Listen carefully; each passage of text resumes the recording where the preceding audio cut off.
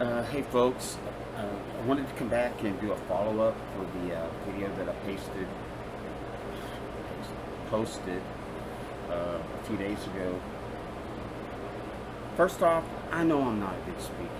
I wish I had the speaking ability of somebody like a John B. Wells or a John Navarro. I wish that if I could speak as well as I can retain information, I'd be golden. But these are the ABCs of me. I am what I am. I hope you'll ignore the stammering and stuttering and take the information that I'm giving you and do the proper vetting. I definitely want to plug the sites of Caravan to Midnight. I want to plug John Navarro's site, The Anomic Age. Guest after guest are just incredible. He's had so many great whistleblowers on his show, just like John B. Wells has. And Caravan to Midnight, Arc to Midnight, it's a syndicated radio show that John B. Wells has. And if you can't listen, if it's not a radio station in your area, you can pull it up on YouTube. And then his Caravan to Midnight site, you can get the news for free, but it's a subscriber only page. It's only $60 a year, and you get access to like over 1,500 shows that he's done in the past. Now it's a great deal. I'm in episode 698. John deemed me worthy to be on his show, and so did John Navarro on the Anomic Age, and it was one of his most viewed episodes. I'm very grateful for it. I never take any of that stuff for granted. Even as bad as I talk, people are still, they tune in, and they're able to get past my deficiencies in that area. So I'm watching JFK, the Oliver Stone movie from 1991, and I got angry all over again. And a really good friend of mine, John Francis Conley, did a video called JFK to 9/11, Everything is a Rich Man's Trick, and I'm going to leave you a link to that. They deleted it many times, but other patriots, they have copied it, pasted it, and put it on their own YouTube channels. But it's had over 1 billion views and stuff. I was in contact with Francis for the longest time. He wanted me to help him with his sequel to it, which is about this soft kill genocide that's going on, the takeover of our food supply and using weather modification. And all of a sudden, he just dropped off the radar. Haven't been able to get into contact with him for almost 2 years. But he did the most incredible job on this documentary. When I watched it, the person that sent it to me, they said, you just got to see this. And I clicked on it. It's like 3 hours and 27 minutes. My attention span ain't that great. But when I started watching it, I could not stop. I couldn't stop watching it. And I started jotting down notes. And I probably watched it about 14 times. And I get so engrossed in the movie, in this documentary, that I forget to take notes. So I have to go back and try to pick up where I left off. If this documentary / movie doesn't move you to tears, and I worry about your soul, because it's just that touching. The music is incredible. His narration is incredible. It's real life documentation, actual film footage from the day that JFK was killed and all the people behind it. And he took all of these researchers that looked into the JFK assassination, and he put all of these pieces of the puzzle together. And it is one of the most incredible documentaries. Your life will change after you watch it, trust me.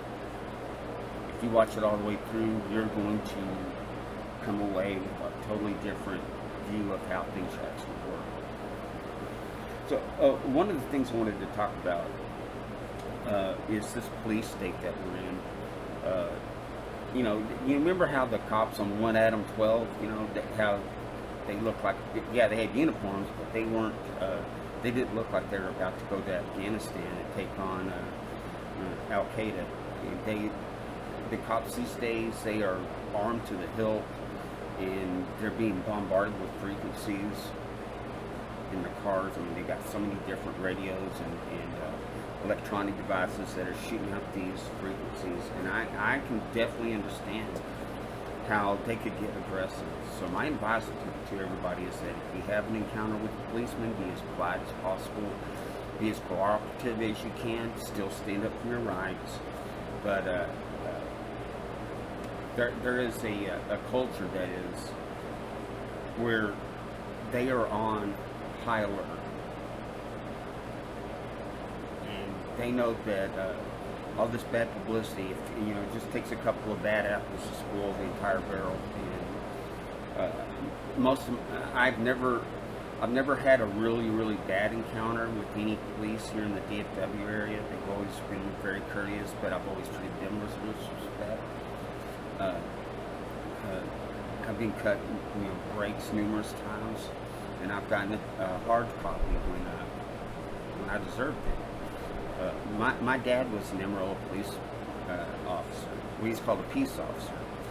One of the reasons why he quit becoming he stopped being a policeman was because they had changed.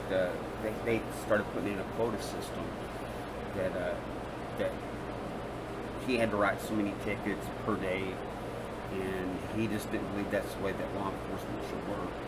It was about keeping the peace, and I respect my dad for that. Nowadays, you know, every city, town, and county and state is incorporated, and their job is to bring in revenue. And the police, they have to justify their salaries by writing up tickets that people have to pay for. So, but with the current culture and the current atmosphere, people being so abrasive to the police officers, you know, you're just better off just being cooperative. Put your hands on the steering wheel when they approach, so that they can see your hands, and then you ask them if you can reach into your pocketbook or into your back pocket and pull out your driver's license.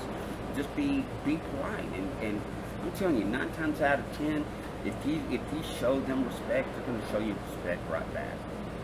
So that's all I wanted to say about that. I wanted to talk about